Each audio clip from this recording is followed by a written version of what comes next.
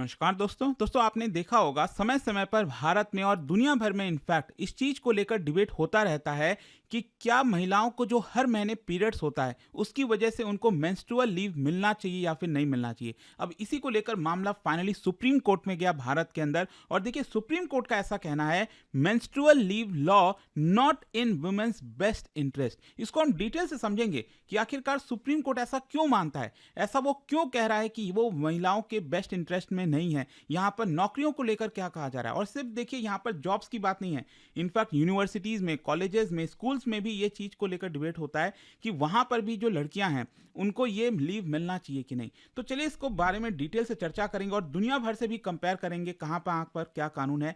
सबसे पहले तो मैं आपको बता दूं ये आखिरकार मामला सुप्रीम कोर्ट गया कैसे। पब्लिक इंटरेस्ट लिटिगेशन फाइल किया गया था कोर्ट के अंदर, और ये बोला गया था उसमें कि जो यूनियन गवर्नमेंट है और जो स्टेट गवर्नमेंट है उन सबको निर्देश दिया जाए सुप्रीम कोर्ट के द्वारा, ताकि मेंस्ट्रुअल लीव मैंडेटरी कर दिया जाए वुमेन एम्प्लॉयज के लिए और फीमेल्स के लिए अक्रॉस इंडिया। मतलब जो लड़की छात्रा हैं जो कॉलेजेस में पढ़ रही हैं, जो यूनिवर्सिटीज़ में पढ़ रही हैं, स्कूल्स में हैं, और साथ ही साथ जो जॉब्स कर रही हैं महिलाएं, उन सबको ये मैंडेटरी लीव मिलना चाहिए। उनका मेन डिमांड क्या था, बेसिकली पिटीशन में ये कहा गया कि हर महीने 2 से 3 दिन का पेड मेंस्ट्रुअल लीव होना चाहिए, यूनिफॉर्म नेशनल पॉलिसी होनी चाहिए सभी वर्क प्लेसेस के लिए, और ये पब्लिक और प्राइवेट सेक्टर के एम्प्लॉयज दोनों के लिए लागू होना चाहिए, और साथ ही साथ इसको एजुकेशनल इंस्टीट्यूशंस में भी लागू करना चाहिए। तो पिटिशनर का मेन आर्गुमेंट यह है कि देखो जो मेंस्ट्रुअल पेन है ना, वो काफी हद तक महिलाओं का जो प्रोडक्टिविटी है वो रिड्यूस कर देता है और उनको काफी फिजिकल डिस्कंफर्ट से गुजरना पड़ता है। दैट इज वाई ये अलाउ करना चाहिए,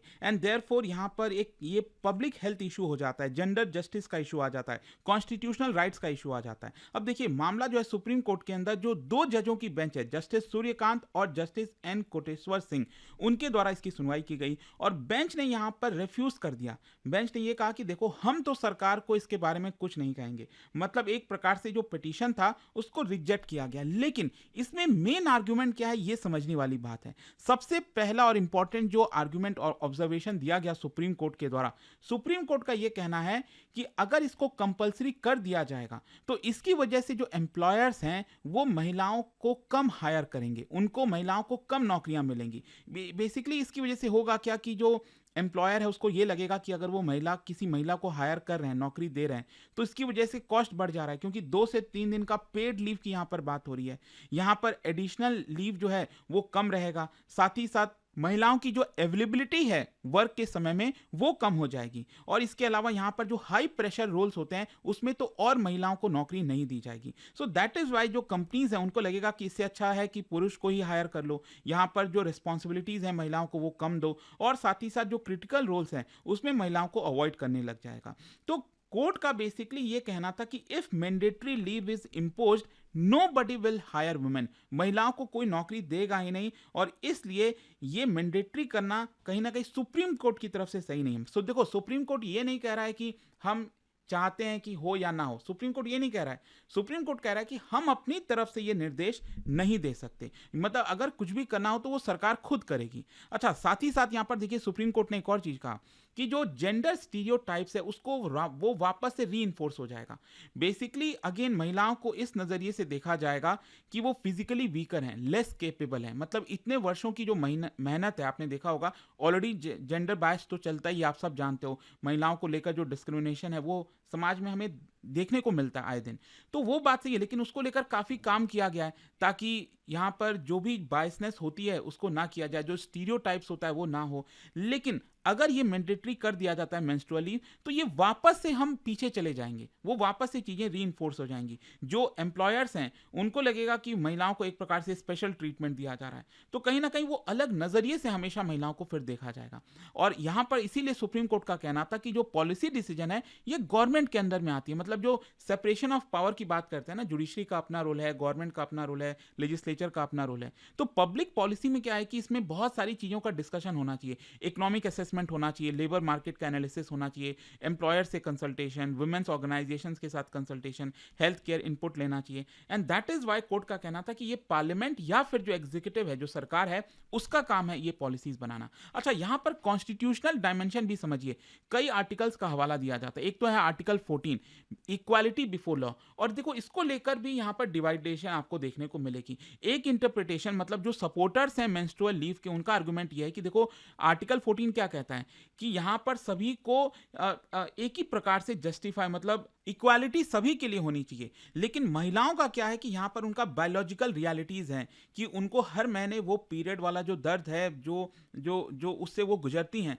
तो वो बायोलॉजिकल रियलिटी है। सो दैट इज वाई यहां पर अगर हमें इक्वालिटी लाना है तो डिफरेंशियल ट्रीटमेंट करना होगा, क्योंकि यहाँ पर महिलाओं के साथ जो बायोलॉजिकल रियलिटी है वो देखने को मिलती है, क्योंकि वो पीरियड से गुजरती हैं। और ये जो प्रिंसिपल है, इसको सब्सटैंटिव इक्वालिटी कहा जाता है। मतलब एक आर्गुमेंट ये है, जो सपोर्टर्स हैं मेंस्ट्रुअल लीव के, ये कहते हैं कि इक्वालिटी बिफोर लॉ ये कहता है। फिर जो ओपोनेंट्स हैं, उनका ये कहना है कि देखो अगर स्पेशल लीव दिया गया तो एक प्रकार से वापस से डिस्क्रिमिनेशन होगा महिलाओं को खिलाफ। तो एक प्रकार से जो हम सोच रहे हैं ना कि इक्वालिटी लाएंगे, तो वो इक्वालिटी आने के बजाय और ज्यादा यहाँ पर हम उनको दूर करेंगे जॉब से।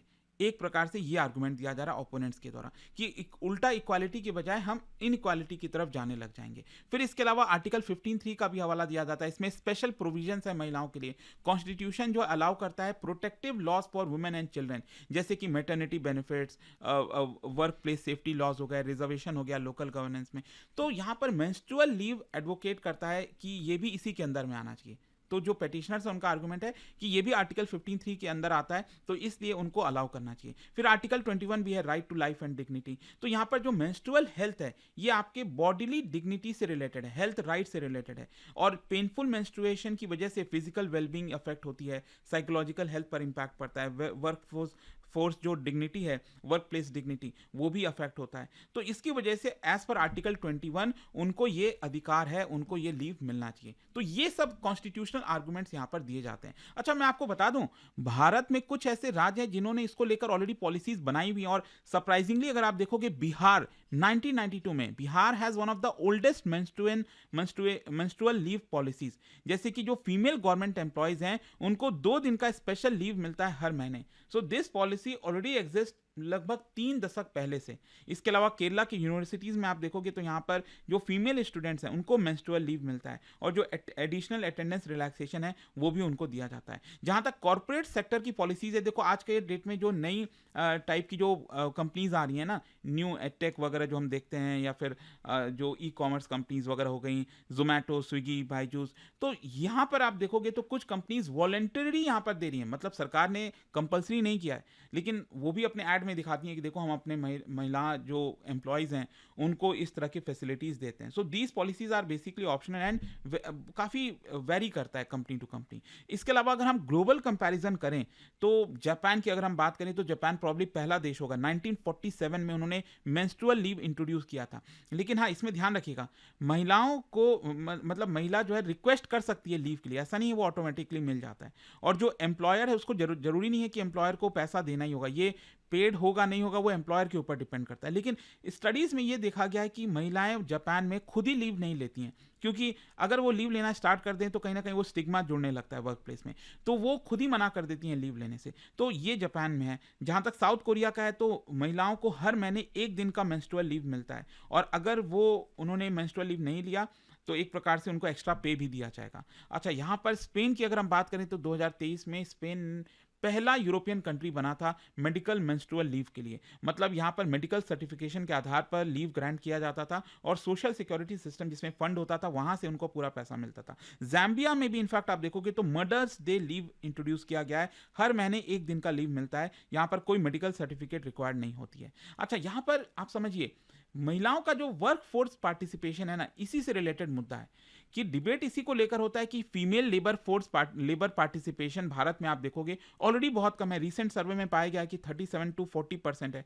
तो कई इकोनॉमिस्ट का मानना है कि ये एडिशनल रेगुलेटरी बर्डन हो जाएगा। मतलब इसकी वजह से हायरिंग वगैरह कम होगी, और लेबर फोर्स पार्टिसिपेशन जो इतना पहुंचा है वो भी और ज्यादा गिर जाएगी। तो ये एक सबसे बड़ी समस्या है। फिर इसके अलावा यहाँ पर ये जेंडर पॉलिसी इश्यूज से रिलेटेड है। देखो, मेंस्ट्रुअल लीव तो एक पार्ट है जेंडर सेंसिटिव वर्क प्लेस का जो हम डिस्कशन करते हैं, उसका एक हिस्सा है। इसके अलावा यहाँ पर work place birth care facilities हो गया, इसके अलावा जो फ्लेक्सिबल वर्क प्लेसेस हो गए, मेंस्ट्रुअल हाइजीन सपोर्ट हो गया, ये सब भी बहुत सारे मुद्दे हैं जो जेंडर इशू से जुड़े हुए हैं। तो यहाँ पर क्या है ना कि कई एक्सपर्ट्स का आर्गुमेंट ये है कि हमें ऑल्टरनेटिव सोल्यूशन देना चाहिए, जैसे कि फ्लेक्सिबल वर्क आवर्स दे देना चाहिए महिलाओं को, वर्क फ्रॉम होम का ऑप्शन दे देना चाहिए अगर उस पर्टिकुलर दिन में वो उस पीरियड्स पेन से गुजर रही हैं, तो यहाँ पर उनके पास वो ऑप्शन होना चाहिए कि वो ऑफिस ना आकर घर से ही काम कर सकें। तो अगर ऐसा होगा तो शायद चीज़ें बैलेंस हो सकेंगी। फिर इसके अलावा पेड सिक लीव जो है वो यूज़ कर सकती हैं मेंस्ट्रुअल पेन के लिए, ऐसा ऑप्शन देना चाहिए। Better work place sanitation facilities provide करनी चाहिए। तो कोर्ट का बेसिकली देखो आर्गूमेंट क्या है, कोर्ट ये नहीं कह रहा है कि लीव मिलना चाहिए या फिर नहीं मिलना चाहिए। उनका बेसिकली कहना है कि ये पॉलिसी डिबेट का मामला है, लेजिस्लेटिव का मामला है, हम उनके ऊपर छोड़ते हैं। और हो सकता है पॉसिबली फ्यूचर में कुछ इस तरह की चीज़ें हों, पार्लियामेंट में कोई लॉ आए, लेबर मिनिस्ट्री कंसल्टेशन करे, कॉर्पोरेट एचआर रिफॉर्म्स आए, स्टेट लेवल पर पॉलिसीज बने, देखना होगा क्या होता है। बट आई होप कि ये जो मुद्दा पिछले 2-4 दिनों से काफ़ी ज़्यादा न्यूज़ में चल रहा था वो आपको समझ में आया होगा। और जाने से पहले एक बहुत ही इंटरेस्टिंग क्वेश्चन, क्या आप बता सकते हो यूनाइटेड नेशंस डेवलपमेंट प्रोग्राम के द्वारा जो जेंडर इनइक्वालिटी इंडेक्स पब्लिश किया जाता है, इसमें कौन कौन से डायमेंशंस होते हैं? और इसका राइट आंसर आप सब जानते हैं, मेरे इंस्टाग्राम पर तो मिलेगा ही, वहां पर अगर आप यूँ कोई बात नहीं टेलीग्राम से ले सकते हैं इसका सही उत्तर। और दोस्तों, जैसा मैंने आपको बताया, अगर आप यूपीएससी की तैयारी कर रहे हैं, अभी सफलता महोत्सव के दौरान 60% flat discount plus double validity हमारे सभी कोर्सेज के ऊपर मिल रहा है। जैसे 2027 का हमारा बैच है, इसके अंदर प्रीलिम से लेकर इंटरव्यू तक की तो पूरी तैयारी कराई जाती है। 18 बुक्स का पूरा सेट आपके घर पर भेजा जाता है। अभी भी कोई भी डाउट हो, बैच से रिलेटेड प्रॉब्लम है, ये फोन नंबर है, यहाँ पर कॉल कर लीजिए, मेरी टीम आपको अच्छे से गाइड कर देगी। And use this code Ankit live maximum discount के लिए। स्टडी IQ IAS, आपका सिलेक्शन हमारा मिशन।